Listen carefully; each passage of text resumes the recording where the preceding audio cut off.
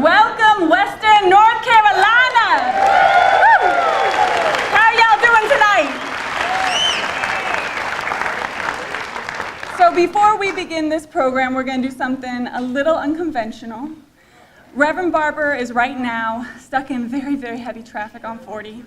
I don't know if any of y'all went through that traffic. There's been about 6 accidents along the road that he has passed through, and he's been on the road all day. And so he wants to, before we even get started with things, call in and talk to us. So I'm going to try and call him in online right now.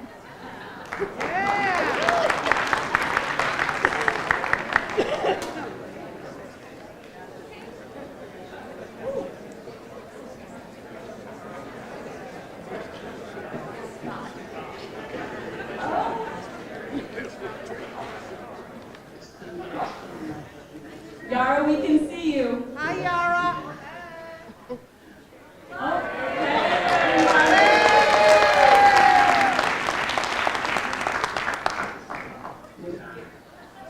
Hello? Hello? No. He can't. We can hear you. Steve, so we can... We can hear you, everybody. He can't actually hear us this way. But Steve, let him know we can hear him. We can see him. Woo! Okay, let's make some noise. Act like we hear.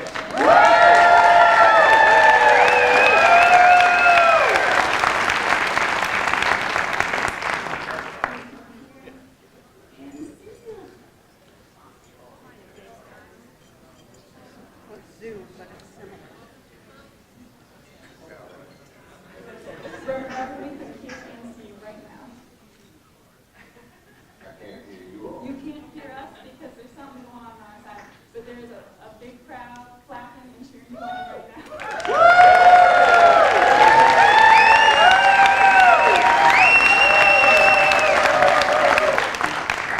can all hear you. I'm trusting that you can hear me. We got an interesting crowd in here between Yara and Mike. They're fans. It's hot where it is, but we're here. I've been traveling since 3 o'clock, trying to get to Western North Carolina. We couldn't get flights to get into Asheville, and then we got on the road, and we had 2 major accidents on the road, plus the wetness and traffic backed up, and we just couldn't get there on time. But thank God for technology. And thank you for all you know how much I love the people in Western North Carolina. I'm glad I could come on tonight, and I just want to say a few things, and one of them is simply this. If we ever needed to vote, we sure do need to vote now.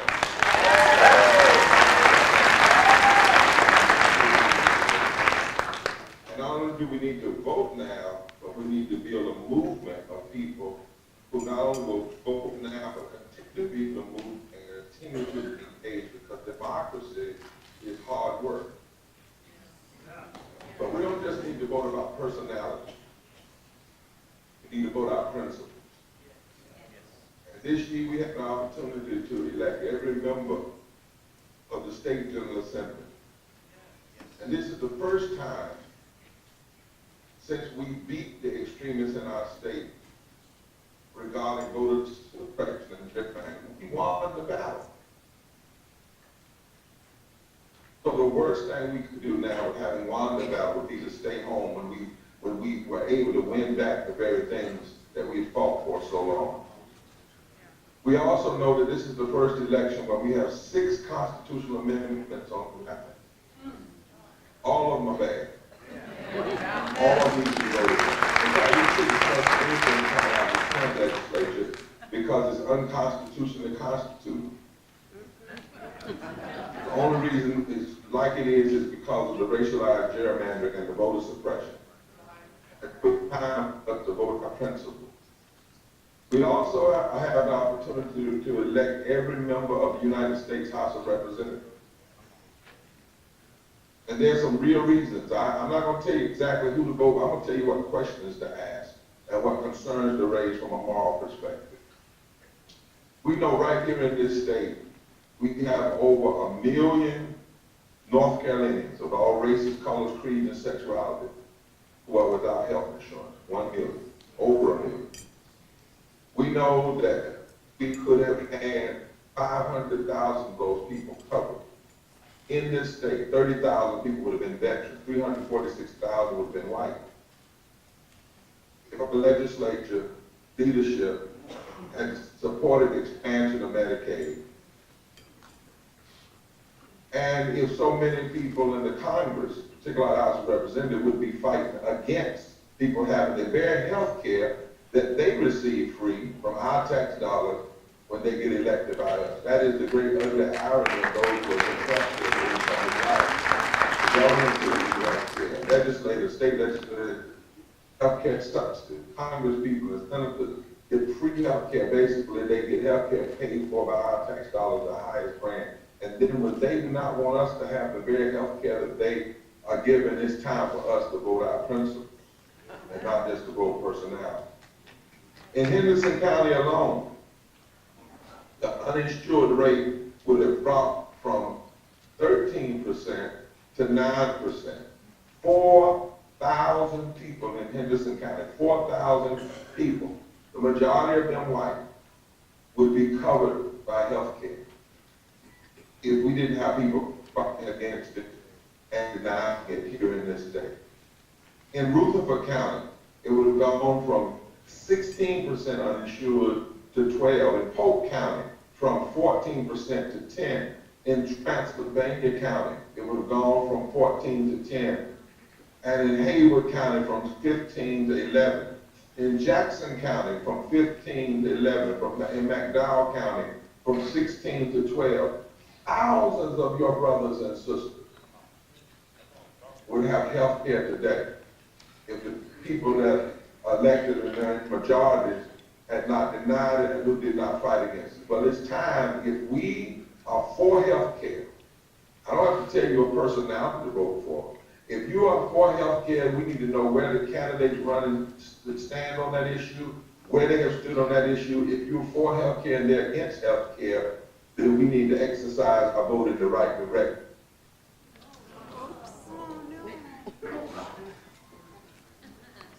Hold on one second, everybody.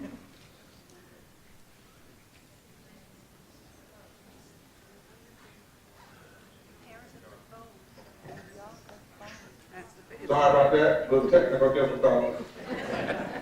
We also know that there would have been jobs in these counties and billions of dollars. It's time for us to vote our values and our principles. We know that poverty is real. Yes, there are 140 million poor people in America, but there are 4.74 million poor people in low income in North Carolina, and thousands of them are right there in the western part of the state. We know there are thousands, 1.3 million of the children that are people poor in this state are children. 2.5 million are women. 62% are people of color. 39% are white people, but there are more white people that are poor than there are African Americans in this state, 2.4 million. And if we look at it in Henderson County, the poverty rate is 13.8% and 20% for children. In Buncombe County, the poverty rate is 13% and 20% for children. In Jackson County, it's 22% and 31% for children. In Transylvania, 12% and 21% for children. In McDowell County, it is 20% for everybody and 31% for children. In Yancey County, it is 27% for everybody and 33% for children. And any politician that's not dealing with the issue of poverty, that's standing against living wages, that's standing against health care, that's not talking about raising the minimum wage, that's only talking about giving tax cuts to the wealthy and disliking gay people and being against abortion and being for prayer in school, but not talking about a living wage, not talking about resources to lift up the poor. They do not care about you in Western North Carolina. They can't care about you. Because county is as high as 30% of the people in poverty. And so it's time for us to vote that way. Now, when it comes to wages in Henderson County, for instance, for a family of 3, it costs $22 an hour to make ends meet. A 2-bedroom housing wage in the county is $16.48. The minimum wage is only $7.25, which means you can work every day. You have to work 91 hours a week at minimum wage just to earn a basic two-bedroom house. That doesn't have to be. Instead of putting these constitutional amendments on the ballot, they should have put raising the minimum wage on the ballot.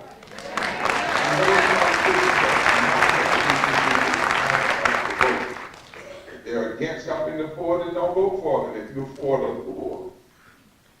It's a serious time that we're in. And lastly, my brothers and sisters, why I wanted to come and say we leave here tonight, Laurel and all of you that are organized, we got to push everybody to knock on every door, call every phone, tweet everybody you can, Facebook everybody you can. Because in 2014, only 44% of all the registered voters in North Carolina voted. That means that nearly 50% of people that could vote or are already registered didn't vote. Even in the presidential election, 31% of the people stayed home. 31% of the people stayed home. There are over 2 million people, for instance, that registered to vote that did not vote. Now let me tell you what that means. When Richard Burr ran for the Senate, the margin of victory was 270,000 people. There were 2.1 million people that didn't even vote who were already registered. We can do better than that. We have to do better than that. Democracy is hard. We can't just talk about what a Trump is doing and the Congress is doing. We have to deal with what we're doing, and we have to get all of our brothers and sisters to turn out. A lot of people in the South are not getting elected because they get the most votes. They're getting elected because people stay home and don't vote against them. And all the states are not red states or blue states, they're organized states. Now, I heard that there was a thing in the mountains that says the worst thing you want to do is poke the bear. In the mountains of Appalachia. Wake the bear up during hibernation time. Well, they've been poking this bear. And it's time for the bear to wake up. Yes. Poor people and others and people with wealth and conscience and Latinos to come together and vote for voting rights and vote for voting rights and health care and living wages. All those things are on the ballot. Whether or not we're going to deal with those things will be determined by who we vote for. You know, congressperson, I think it's better. Look at the difference between the margin of victory. I guarantee you that the margin of victory is not as large as the number of people who stayed home and did not vote. So let's look at the records. You don't have to vote with personality. Look at the record. Look at the records and vote policy.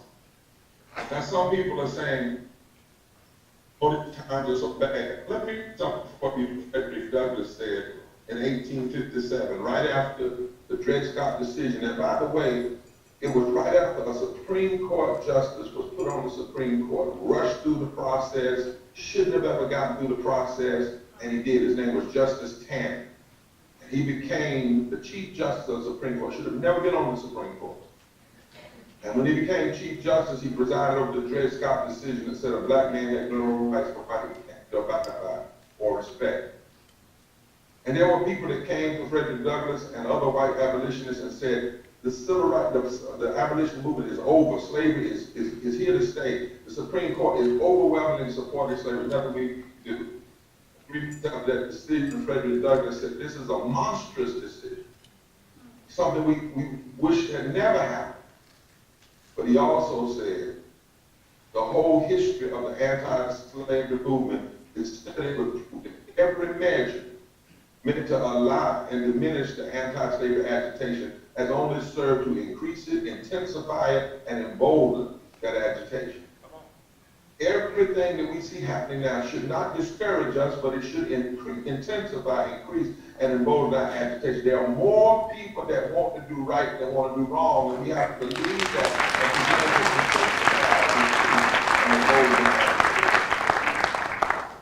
begin to intensify. But go home, stay, you're not going to ever get the right to vote. They didn't put their head between their legs, they stood up anyway. They increased, they intensified, they emboldened agitation. In the labor movement, when workers were told they would never get labor rights, they didn't go home, they went out, they stood up, they voted, they came together. In the civil rights movement, when houses were bombed, in recent days we've seen attempted assassinations like we hadn't seen since the night that Abraham Lincoln was assassinated. We've seen bomb threats like we haven't seen since the civil rights movement.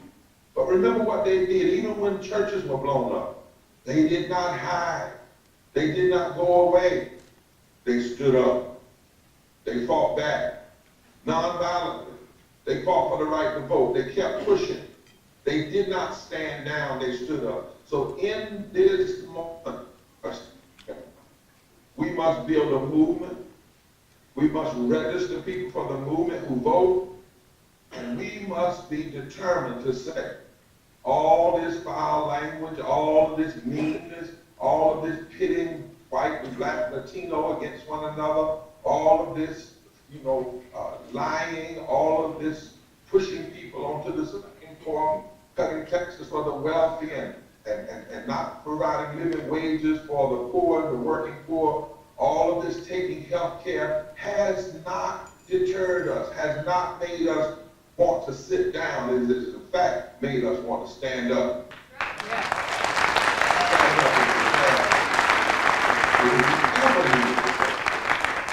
We sure do need to vote now.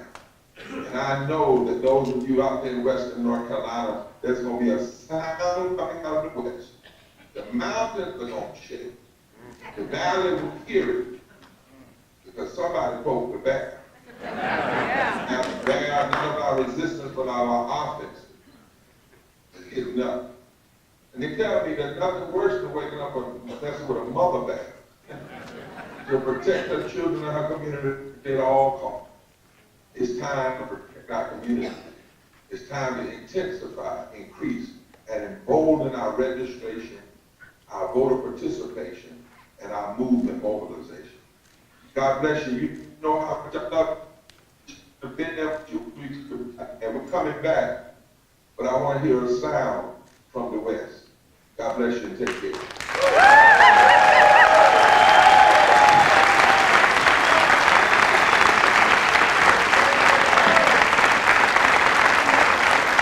Did they poke the bear, y'all? They poked the bear. We're waking up. All right.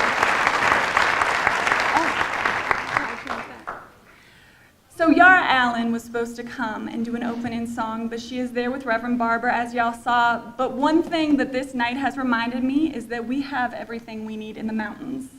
And I heard that there is a choir here from McDowell County. Is that right? Do we have some choir members from McDowell County in the house? And Henderson County. Will y'all join us on stage? So these folks, they're going to sing I Got My Mind Stayed on Freedom. Thank you all so much. Join us on stage.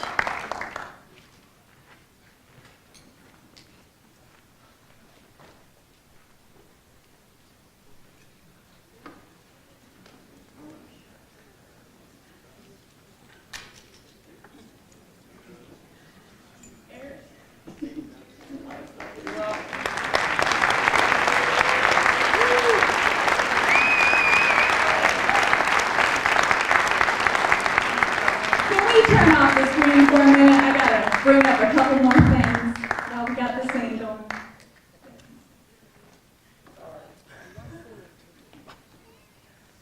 Ignore the screen, folks.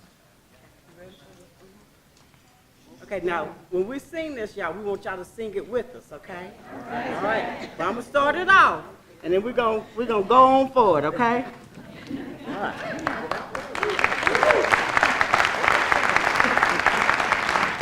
I woke up this morning with my mind set on freedom. I woke up this morning with my mind set on freedom. I woke up this morning with my mind set on freedom. Hallelujah, hallelujah.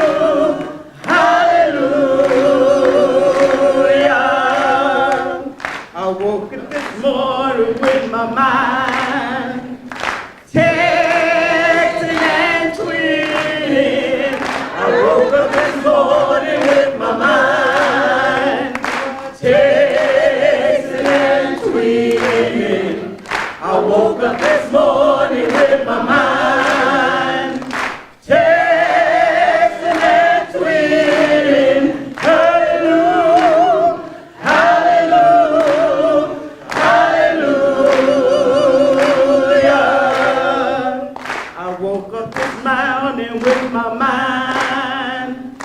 Stand on voting.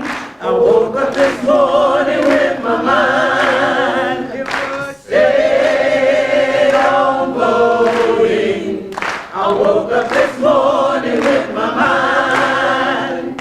Stand on voting. Hallelujah.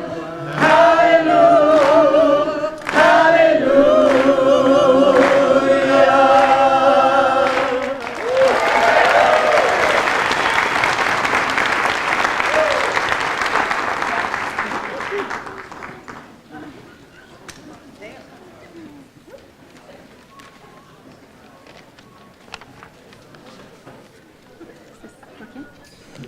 Thank y'all.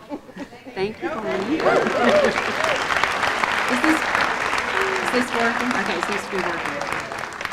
Hello, friends and fellow voters. I'd like to welcome you to Blue Ridge Community College. My name is Olivia Martin, and I'm the club advisor for the BRCC NAACP. We have a lot of letters, I know. As far as I'm aware, the chapter that we're building here is the only community college chapter in North Carolina. If any of you have community college connections in other counties, I invite you to help remedy that. I'm also a math instructor here at Blue Ridge. Sometimes I leave that off because it scares people. I mention it here because I believe educators have specific responsibilities in democracy. It's our duty to instill not only critical thinking skills, but also a sense of agency and participation that we hope help shape active citizens. Because of that, it's with particular pleasure that we welcome Dr. Barber to speak tonight about voter rights, participation, and being part of a movement that votes. I'm delighted to switch roles now and become a student, knowing that there's no better teacher of civic engagement to be found than Dr. Barber. Thank you all so much for joining us.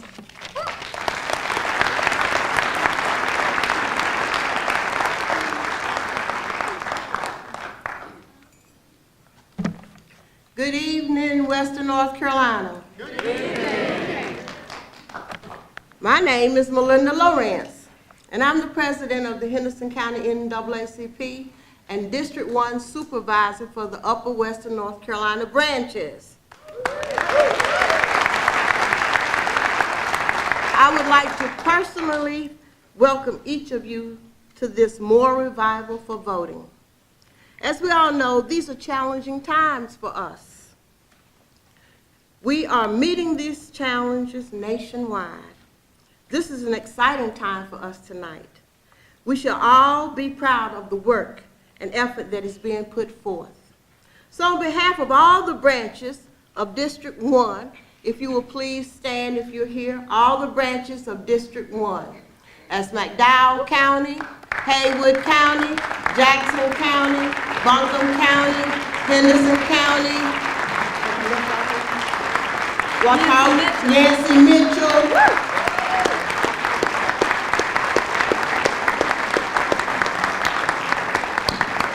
Ladies and gentlemen, these are the hardest working branches in North Carolina. I don't know if any of you are aware of it, but there were only 2 branches in Western North Carolina in the beginning. Only one of them was active, and that was the Asheville Buncombe, and then later Henderson County. But with Laurel, Dr. Barbara, Don, and a lot of us others out here, we start marching and walking up the mountains, hanging out on the mountaintops, in the valleys, and everywhere we could go, organizing these branches. That was 8 years ago, and they said it couldn't be done. Thank you. So I say, on behalf of all the branches of District 1, once again, we say thank you for engaging in this revival tonight.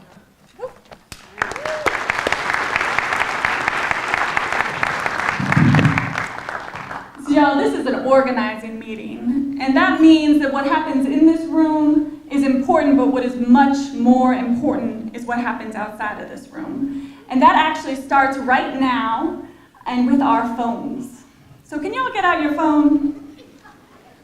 Because we got a good crowd in here. We have a couple hundred people, but we also have 2 cameras right now, and they are live streaming. And this live stream can reach so many more people than we have in this room. So what I need for y'all to do, if you do have one of these phones, Reverend Barbara's calling, if you have one of these phones that can get you on Facebook, go to Facebook, a new PPC. On that page or on the Repairers of the Breach page, you can post this live stream to your personal page. You can also be spreading the word by tweeting about what you're hearing, by taking pictures and sending out the information that you have gotten. It's up to us in this room to make sure that what is said here and the information given does not stay in this room. So are y'all gonna do that with us?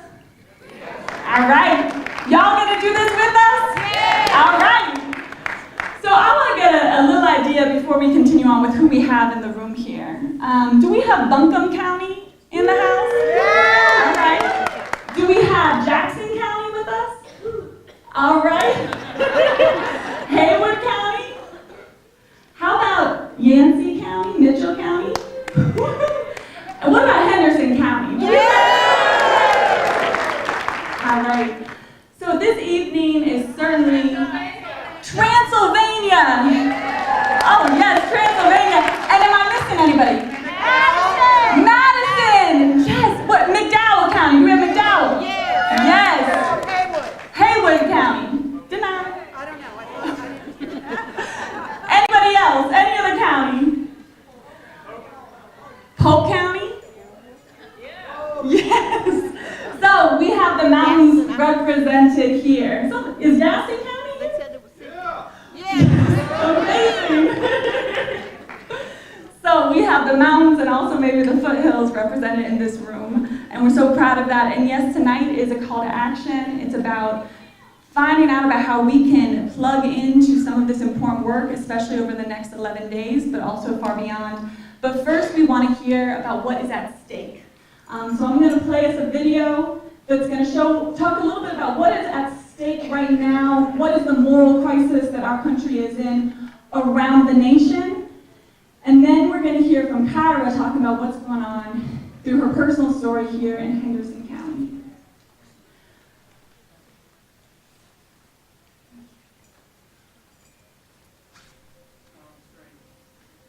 We must be honest about the foundations of the political and economic systems we call America.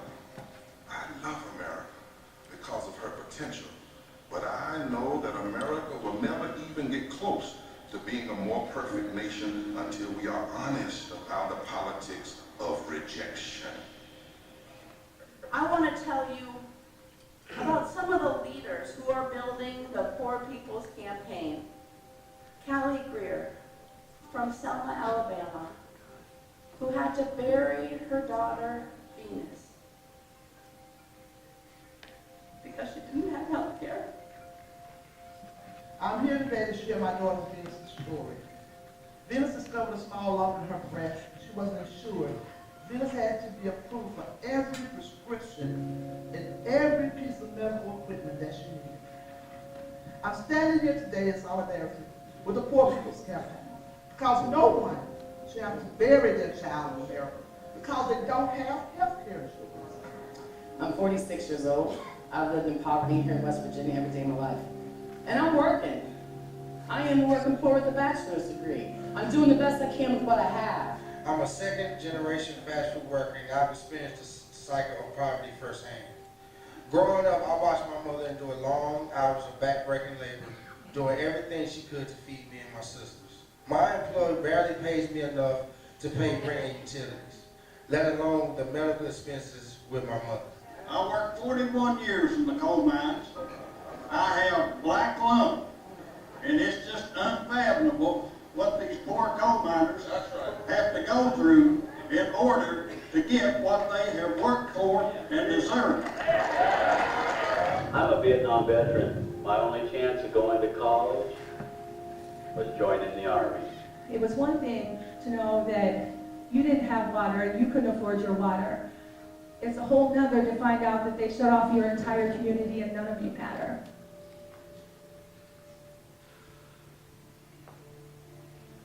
But when I lost losing healthcare and income all at the same time. I was terrified, panicked.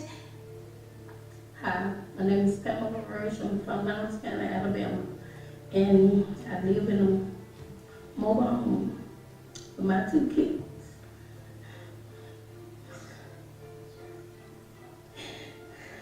And I got raw sewage. I don't pay no money. I'm out. And I have to travel back and forth to Birmingham to take my daughter with the CPAP machine. Don't have a car. Don't have no way to take her. This is the largest encampment in Aberdeen. There's about 1,000 people in a town of 16,000 who are homeless. In my community, we were all shut out for the day because none of us could afford our water bills. In the past, my family wasn't able to afford electricity in the winter. It was very hard on all of us. This wall, this is sin of the highest order.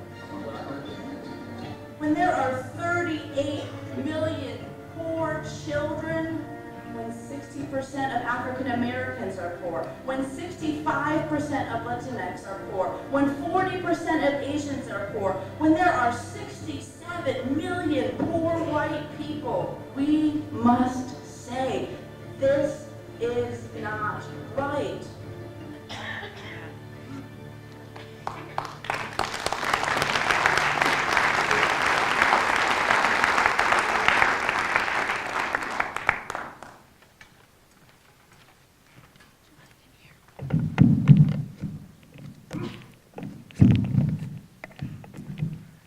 Hi everybody.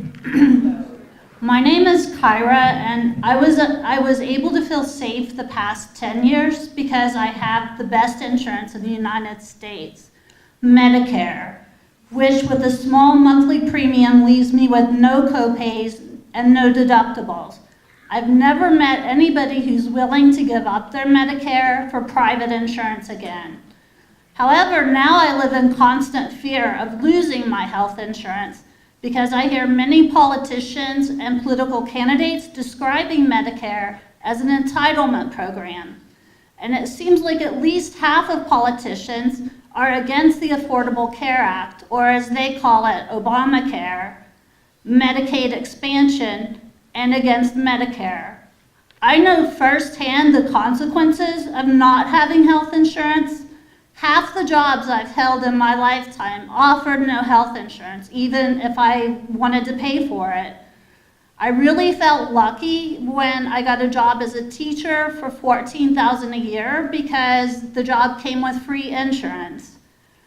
However, then I had a severe manic episode. I became paranoid and delusional, psychotic, and I had a nervous breakdown, so I was carried away in a straitjacket in an ambulance to a psychiatric hospital against my will, and I was fired from my job immediately. And my insurance company found out that I was unemployed, so a week later I lost my medical insurance. I was hospitalized for about a month, and then a couple of weeks after I got out, I received a medical bill for $10,000. I had no savings, I could not find a full-time job, and I could not afford to pay the medical bill. Then I discovered that the front page of my credit report said that I owed Trenton Psychiatric Hospital $10,000 and that I had a lien on my property, which luckily I had no property. Plus, my credit score plummeted tremendously because of that debt. It took years for that debt to disappear from my credit report. I am scared, really, really scared that I will lose my health insurance again. I'm afraid that I'll be refused psychiatric treatment, that my psychiatric meds will become unaffordable, and that I'll end up homeless or without my meds.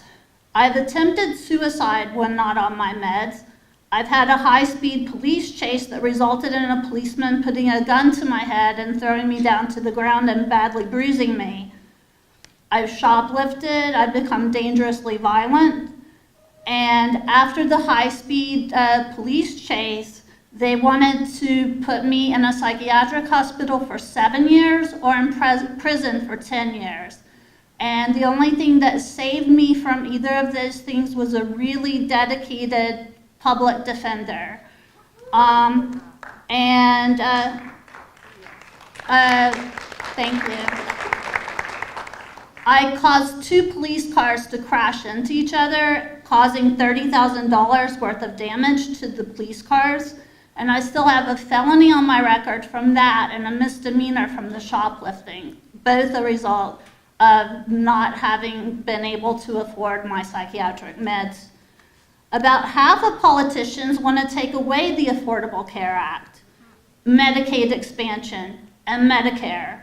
They want to replace Medicare with huge tax cuts for the wealthy and tiny tax cuts for the poor and middle class. It feels like those types of politicians don't care whether we live or die. That's why I've been fighting the past year for expanded and improved Medicare for all, with every dollar, every ounce of energy, and extra bit of free time that I've had. Healthcare should not be a commodity that other people profit off of. People should not be able to profit from kicking us off insurance when we have a pre-existing condition or when our health becomes so poor that we become expensive for them. I realize the most important thing I can do at this time is to vote for candidates who do believe in health care for all.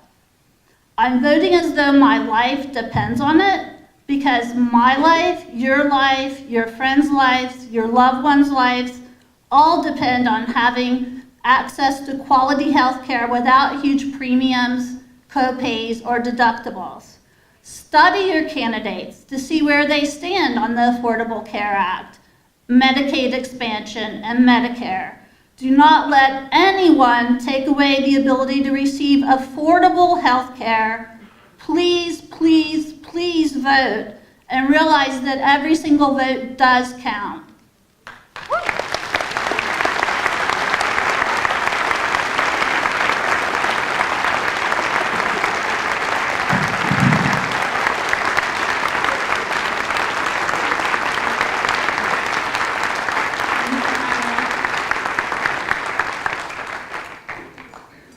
So I'm not sure if that story did not make you remember what is at stake. I'm not sure what could have if the stories that we just heard in the video. And so I think it's now time for some of our organizational leaders to join us on stage. If DemNC would come up with us. If you're an NAACP leader in the Western North Carolina counties, please join us on stage. Poor People's Campaign leader, come on up. Does everyone have one of these? Raise your hand if you do not have, because this is the most important thing tonight. Steve is going to be going around giving you one of these and also one of these. And if you need a pen, he's got some pens. So look up, he's going to make his way down. But before we kind of pass it around and talk about what's going on, the things that you all need to become a part of, because it's not just enough to vote, with the stakes this high, not during this election season. We need to do much more than that. But before that, Leslie and I are going to get us ready, help lift the spirits with a song. Okay, I'm with the Poor People's Campaign, which is kind of a sister to Repairers of the Breach. And the one thing I want to tell you is, if we ever needed to vote, we really need to vote now. That's right. All right, so I'm going to teach you a song. I'm going to tell you the words first. We are a new, unsettling force, and we are powerful. A new, unsettling force, and we're here. A new, unsettling force for liberation, and we've got nothing to lose but our chains. So, I'm going to sing it through once. Sing it with me if you've heard it before. We are a new, unsettling force, and we are powerful. A new, unsettling force, and we're here. A new, unsettling force for liberation, and we got nothing to lose but our chains, and we got nothing to lose but our chains. Now, y'all, we're going to be singing this a little bit later in the night, and so right now, we're teaching you. So let's go through it slow, because we want to make sure that y'all can sing it with us, because this is powerful. We are a new, unsettling force for liberation. That is a line that Dr. King said 50 years ago. 50 years ago, when we had more voting rights than we have today. And I hope that we all get some chills when we hear that. Because for me, that reminds me about why we have to do this. So we're going to say we are a new, unsettling force, and we are powerful. We are a new, unsettling force, and we are powerful. A new, unsettling force, and we're here. We're a new, unsettling force for liberation, and we've got nothing to lose but our chains, and we've got nothing to lose but our chains. Y'all think we can sing it one more time through, all together, maybe standing up, feeling it together? Okay. Come on, here we go. We'll do it, we'll continue doing it slow. Let's do it this way for a minute. All right, you ready?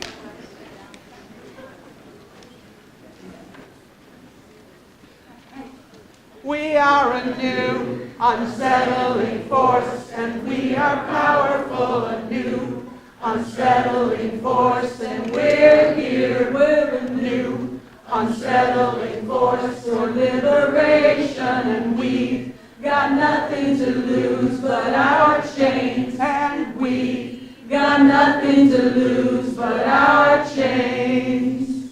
All right, y'all. So this is the most important part of tonight. It's hearing what these folks have to say and what is in your hands, because it is not enough to vote. We have 11 days. Let's hear what we have going on. Dennis, you want to go first? Hello. I would like to speak to everyone that is in Henderson County. I desperately need you all. You all know to vote, but not everybody does. We have 4 phone banks coming up this coming week about get out the vote. Also, I really need people out at the early voting site, giving people information about the amendments. I've been amazed since I've been out there how many people will stop and talk to me. I certainly get a lot of people that pass me right by, but every single person that stops for a minute and listens, I think it's worth it. So if you're willing to join me through Democracy North Carolina, come and sign up at the table back there when this is done. Thank you. Hello everybody, my name is Zaria. I'm a consultant for Democracy NC. I'm here to get people to, we really need everybody to volunteer, y'all. It's that serious. Our agenda is for the Truth Team program.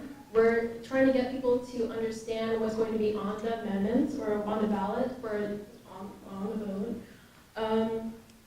And we would like to, at every election center, when people go in to vote, we're outside getting people to understand the amendments exactly and how it's going to affect them. So we're going to be in the front. If you would like to volunteer, we're going to be there. Thank you very much.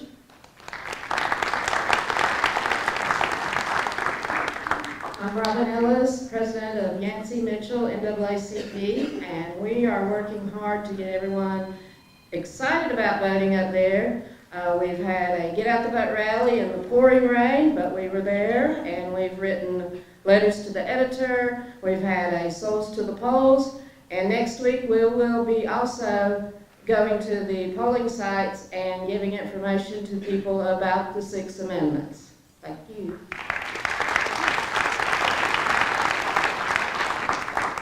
My name is Ray McKesson. I'm president of the McDowell County branch of NAACP. On a personal note, my wife and I voted the very first day early voting began, and we were there before noon. But we had an opportunity on last evening to hear from Democracy North Carolina as they discussed the various duties and powers of elected offices that's on the ballot. They also discussed the amendments, and it was a very educational experience. So my challenge to you and to everyone is to get out to vote. Complacency is not an option. We must get out to vote. And we don't need to wait until November 6th. Thank you.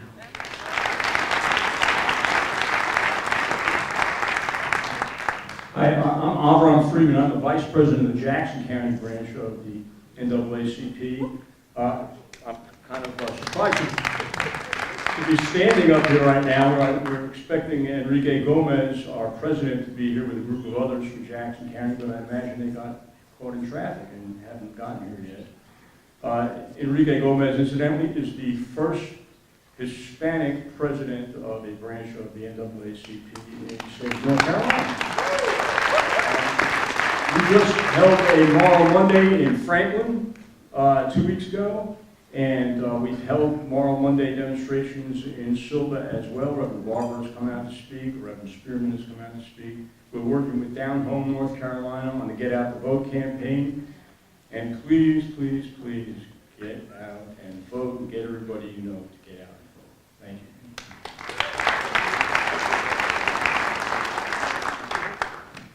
All right, Poor People's Campaign news. We have two things coming up.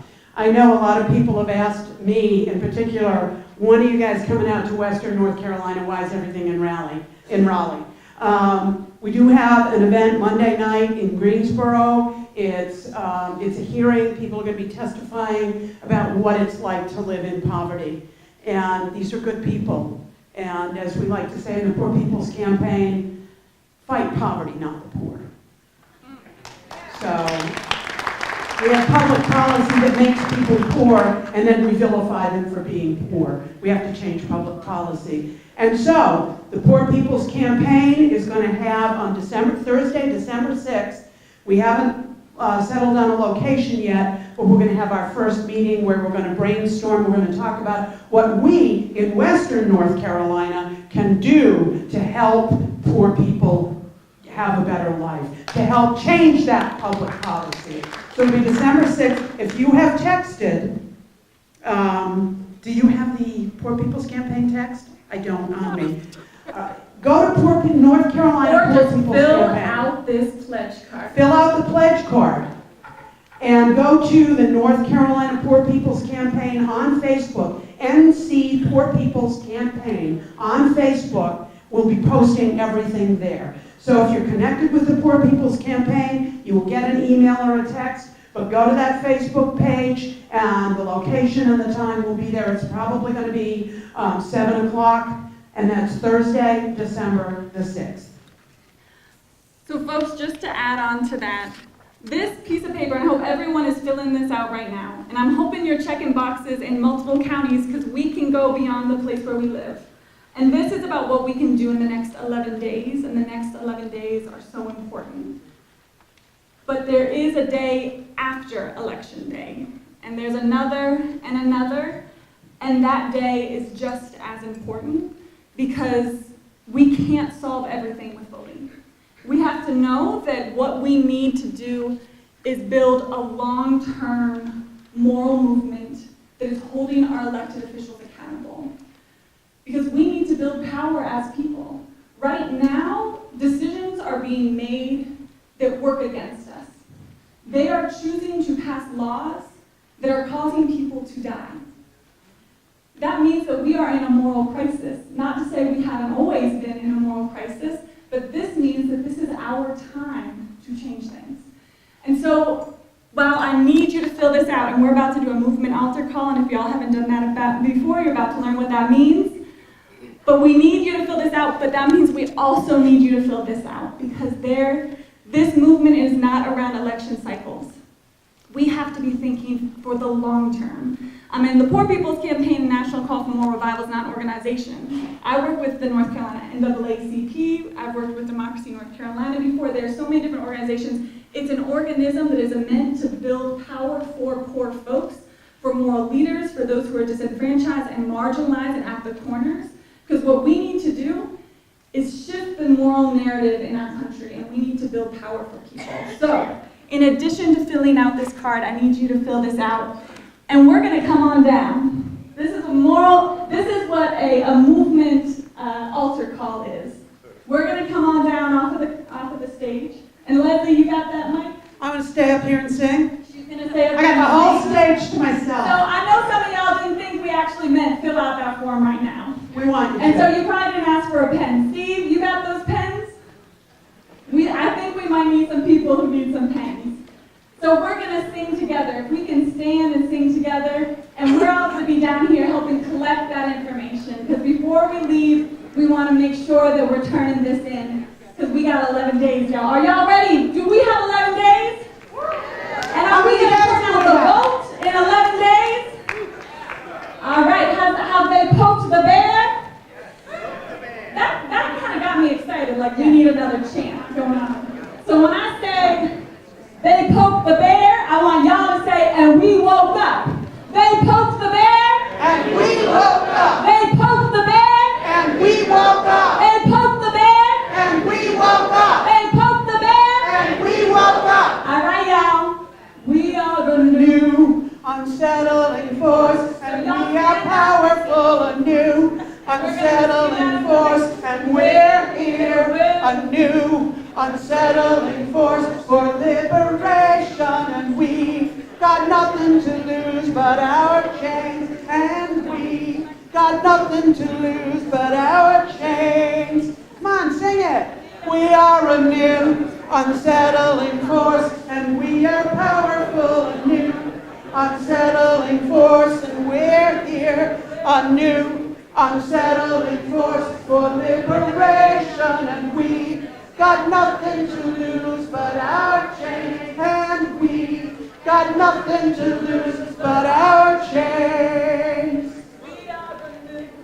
Unsettling force, and we are powerful. A new unsettling force, and we're here. A new unsettling force for liberation, and we got nothing to lose but our chains, and we got nothing to lose but our chains.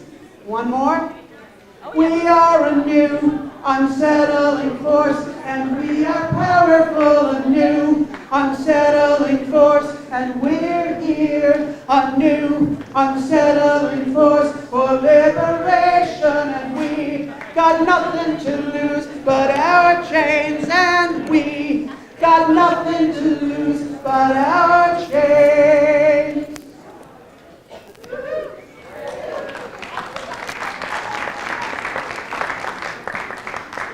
How about ain't gonna let nobody turn me around? Okay. Ain't gonna let nobody turn me around, oh, turn me around. Ain't gonna let nobody turn me around. I'm gonna keep on walking, keep on talking, marching up the freedom way. Ain't gonna let nobody turn me around, oh, turn me around. Ain't gonna let nobody turn me around. Ain't gonna keep on walking, keep on talking, marching up the freedom way. Y'all, somebody just came up to me and reminded me, we have not stepped forward together, not one step back. Okay. And that feels like a shame. Are y'all ready for those of us still in this room? All right. Forward together! Not one step back! Forward together! Not one step back! Forward together! Not one step back! And now we're going to say a little different. I'm going to say vote together, and y'all are going to say not one step back. Vote together!